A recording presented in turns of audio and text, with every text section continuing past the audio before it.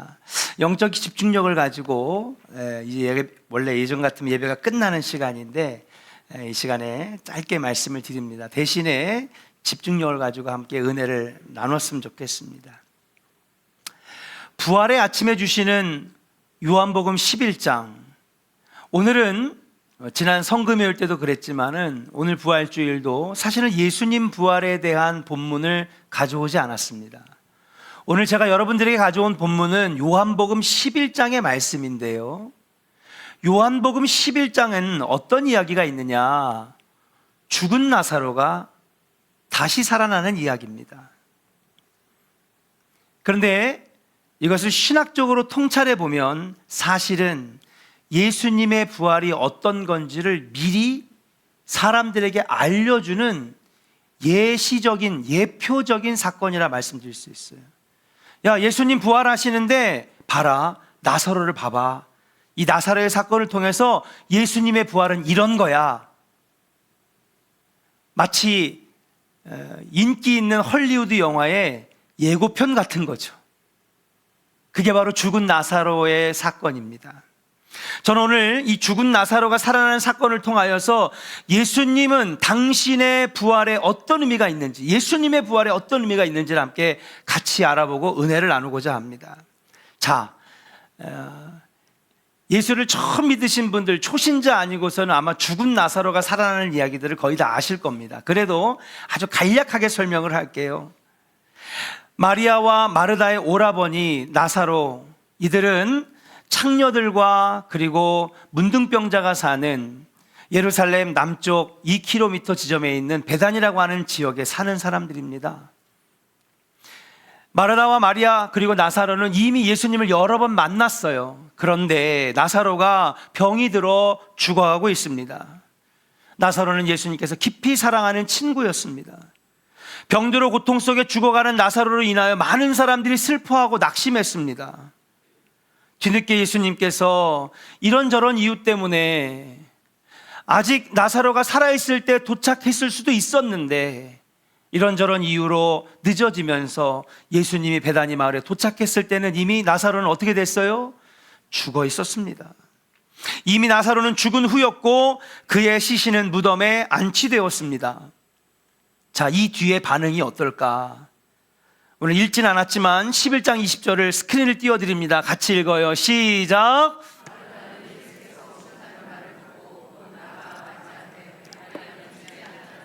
자, 20절 보세요. 20절. 예수님이 오셨는데 이미 나사로를 살리겠다고 오셨던 그 예수님, 도착하니까 예수님이 도착하신 다음에 이미 나사로는 죽어 있는 것이에요. 그런데 여러분, 예수님께서 마리아를 엄청 칭찬해 줬던 그 사건 기억나십니까? 마리아는 열심히 김치찌개 끓이고 있는데 마리아는 예수님 무릎 앞에 앉아가 열심히 말씀을 들으니까 마리아를 칭찬했잖아요. 이 마르다와 마리아는 말 그대로 정말 예수님을 사랑하는 열성 팬이었습니다. 그런데 얼마나 실망스러웠는지 계속 보여줘요. 네. 얼마나 실망스러웠는지 버선발로 나가도 모자랄 판인데 마르다는 예수님 오신다는 말을 듣고 나갔지만 마리아 어떻게 했어요? 이게 무슨 말이에요? 그쵸, 삐졌어요. 누가 대답해서 너무 잘했네. 네. 마음이 너무 속상하니까 나가서 얼굴 쳐다보기도 싫은 거예요. 예수님이 오건 말건 좀 일찍 오시지. 왜 이제 와가지고 말이야, 고쳐주지도 못하고. 우리 오빠 죽었잖아. 너무 속상하니까 마리아는요, 그렇게 마리아가 너무 예수님 사랑했잖아요. 얼마나 사랑을 많이 받았습니까? 그러면 버선발로 뛰어나가도 모자랄 판인데 너무 속상하니까 안 나간 거예요. 오시든지 말든지. 21절을 같이 한번 읽어볼게요. 21절 같이 읽어요. 시작. 주께서 여기 계셨더라면. 네, 마리아는요 집안에서 안 나오는 걸로 섭섭함을 표현했고요, 마르다는요, 언니 마르다는요 지금 아예 직설적으로 예수님께 토로합니다. 주님이 좀 일찍 오셨으면 됐잖아요. 그럼 내 오빠 안 죽었잖아요. 지금까지 수많은 사람들 살리고 고쳤는데 주님이 조금 더 일찍 왔으면은 내 오빠 안 죽었잖아요. 안 죽었잖아요. 그러니까 마르다가 좀 더 외향적인 사람인 것 같아. 할 말 똑바로 다 하고, 목사님! 그러면서. 네. 그리고 어떤 성도는요, 목사님 안 해. 전화도 안 받고, 주일날 안 나오고, 대답도 안 하고, 안 보이고, 아주 똑같다니까요. 아주 성경에 다 나와 있어요. 그렇죠. 섭섭하죠. 근데 여러분, 지금 이 말은 마르다와 마리아의 표현만이 아니에요. 이들의 섭섭만이 아닙니다. 이 마르다의 혼잣말이 아니라 동생 마리아와 나사로의 죽음을 안타깝게 여기는 사람들을 여러분 마음을 대표하는 말이라고 할 수가 있어요. 여러분, 사람이라고 하는 존재는 현실을 바라보는 존재입니다. 사람은요, 내 앞에 있는 현실을 보는 존재고 내 앞에 상황만을 보면서 살아가는 존재예요. 그래서 사람은 내 앞에 고난이 보이고 내 앞에 실패가 있고 내 앞에 어려움이 있으면 여지없이 낙심하게 되어 있습니다. 그건 이상한 게 아니에요. 자연스러운 거지. 인간의 본성이 그래요. 인간은 원래 앞에만 보고 사는 거예요. 요즘 젊은 세대들 오늘만 살자, 오늘만 살자. 까르페 디엠인가? 네. 그 있잖아요, 유명한 말, 라틴어. 욜로. 오늘만 사는 거예요. 인간은 내 앞에 주어진 거, 내 앞에 보여지는 거, 보이는 것만 보고 사는 겁니다. 그러니 보이는 게 고난이고 보이는 게 실패고 보이는 게 어려움이니 인간은 낙심할 수밖에 없는 거죠. 오늘 마르다와 마리아도 똑같습니다. 예수님을 수없이 만났고 예수님에게 놀라운 사랑을 받았고 예수님을 너무너무 좋아했지만 내 앞에 보이는 게 오빠의 죽음이고 낙심이고 절망이니까 내 앞에 보이는 것만 보니까 여러분 낙심하게 되는 거예요. 내 삶의 사건과 사고와 사업의 어려움과 물질의 어려움이 있으면 우리는 낙심하고 절망합니다. 그리고 좌절하고 쓰러집니다. 이렇게 무력한 존재가 바로 우리인 것입니다. 자, 예수님은 죽은 나사로의 무덤으로 가겠다고 하세요. 무덤을 막고 있는 큰 돌을 옮겨 놓으라고 하십니다. 그리고 이렇게 말씀하세요. 나는 부활이요 생명이니 나를 믿는 자는 죽어도 살겠고 무릇 살아서 나를 믿는 자는 영원히 죽지 아니하리니 이것을 내가 믿느냐.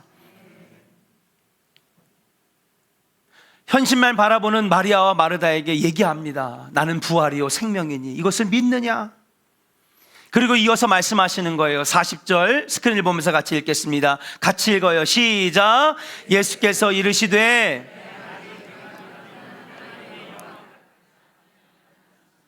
아멘. 예수께서 이르시되 내 말이 내가 믿으면 하나님의 영광을 보리라 하지 아니하였느냐. 예수님이 부활이시고 생명이신데 예수님을 믿으면 앞으로 영광을 보게 될 거라는 것입니다. 이게 무슨 말이냐? 다시 말해서 부활이신 예수님, 생명이신 예수님을 믿으면 우리는 지금의 낙심되는 실상과 절망적인 상황에 쓰러지는 것이 아니라 앞으로 장차 우리에게 나타날 영광된 일을 보게 될 것이라고 하는 거예요. 그리고 무덤 앞에 있는 자들이 예수님의 부활이시고 생명이심을 믿을 때에 놀라운 기적이 일어났는데 이미 썩어 냄새가 진동하는 죽은 나사로가 여러분 예수님께서 말씀하시는 거예요. 나사로야 일어나 걸어라. 나사로야 나와라. 이름을 부르실 때에 여러분 붕대를 칭칭 감고 여기저기 썩어 있는 나사로가 여러분 벌떡 일어나 무덤 문을 열고 걸어 나오는 영광되고 기적된 순간들을 바라보게 되었습니다. 사랑하는 여러분, 인간은 암울하고 낙심되는 현실과 실상을 보는 자입니다. 그런데 예수님이 부활이시고 생명이시라고 하는 이 부활신앙을 갖게 되면 낙심되는 현실을 넘어서서 앞으로 고난 뒤에 장차 주실 영광의 순간을 보게 하시고 구원의 기쁨과 영광의 기적을 보게 되는 것인 줄로 믿습니다. 부활신앙이 있으면, 예수님이 부활이시고 생명이심을 믿으면 지금 내 앞에 있는 현실을 바라보는 것이 아니라 그 뒤에 장차 나타날 놀라운 기적과 응답과 그리고 영광의 순간들을 우리가 보게 될 거라고 하는 사실이에요. 그렇습니다. 부활신앙이 없으면 우리는 교회를 10년 다니고 20년 다니고 30년 다녀도 소용이 없어요. 달라지는 건 하나도 없어요. 계속 내 앞에 현실, 어려운 상황만 보면서 낙심하고 절망하는 신앙생활만 30년, 50년 하다가 가는 거예요. 그러나 부활신앙이 있으면 잠시 나에게 다가오는 어려움에 흔들리지 않습니다.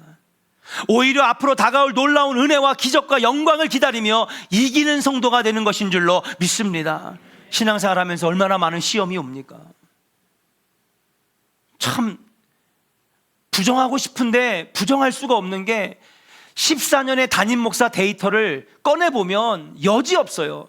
성도들이 제일 어려움당하고 고난당하고 다치고 수술하고 사순절 때 항상, 지난주에만 여러분 수술이 몇 명인지 몰라요. 성금요일에만 사고가 몇 개인지 모릅니다. 참 이상하죠? 40일 내내 조용하다가 지난 한 주 고난주간에 그렇게 많은, 어제 병원 신방 다니냐 하루를 다 썼습니다. 왜 그럴까? 신앙생활을 하면서 기쁨의 순간도 있고 복받는 순간도 있지만 그만큼 예수님께서 말씀하신 것처럼 자기 십자가를 져야 될 때가 있고 어려움 당하는 시련과 그리고 고난의 순간들도 있다라고 하는 사실이에요. 근데 그 앞에서 부활신앙이 없으면 우리 신앙생활은 여지없이 무너지는 것입니다. 왜? 인간은 현실을 보는 존재니까. 지금 내 앞에 돈이 없고 사업이 망하고 자녀들이 문제 생기면 여지없이 인간은 낙심하게 되어 있으니까. 신앙생활을 30년, 50년 해도 우리는 무너지는 존재라고 하는 사실이에요. 그러나 부활신앙이 있으면 여러분, 나사로가, 죽은 나사로가 일어서서 나오는 놀라운 기적과 영광을 보게 된다라고 하는 사실이에요. 오늘 죽은 나사로가 살아나는 사건을 통하여 예수님 우리에게 말씀하십니다. 사랑하는 성도들아, 부활신앙을 가져라. 부활의 믿음을 가져라. 부활신앙이 없는 자들은 현재의 어려움에 무너지고 낙심되고 하나님을 원망합니다. 오늘 본문의 마르다와 마리아처럼. 그러나 오늘 부활의 아침에 부활신앙으로 무장하는 사람들은 어떤 어려움이 와도 고난 뒤에 주시는 은혜와 영광과 기적을 보기 때문에 그 신앙생활은 무너지지 않아요. 코로나 3년 동안 200만 명의 기독교인들이 떠났고, 그렇게 떠난 사람들은요 그냥 조용히 교회를 바라보지 않아요. 오히려 신앙생활을 하다가 교회를 떠난 사람들은 여러분 안티크리스찬이 됩니다. 예수 믿었더니 쓸데없더라, 교회 다녔더니 힘만 들더라, 복은 무슨 복이냐. 그 잠깐의 고난의 순간을 이기지 못하니까 수많은 사람들이 교회를 떠나고 하나님을 버립니다. 사랑하는 여러분, 우리 조은의 성도들은 이 부활신앙으로 무장하여서 어떤 어려움이 와도 이겨내고 여러분 천국에 들어가는, 여러분 부활의 영광에 동참하는 은혜의 성도들 되시기를 주의 이름으로 간절히 축원합니다. 부활신앙이 없으니까 고난 앞에 무너지고 절망 앞에 우리가 낙심하게 된다라고 하는 사실이에요. 오늘 부활의 아침에 부활신앙으로 무장하는 우리 귀한 백성들 되기를 소망하면서 우리 조원의 모든 성도들이 부활신앙으로 앞으로 승리하는 신앙생활, 기적과 영광을 바라보는 신앙생활, 고난 뒤에 여러분 놀라운 축복을 누리는 우리 조원의 성도들 되시기를 주의 이름으로 간절히 축원합니다.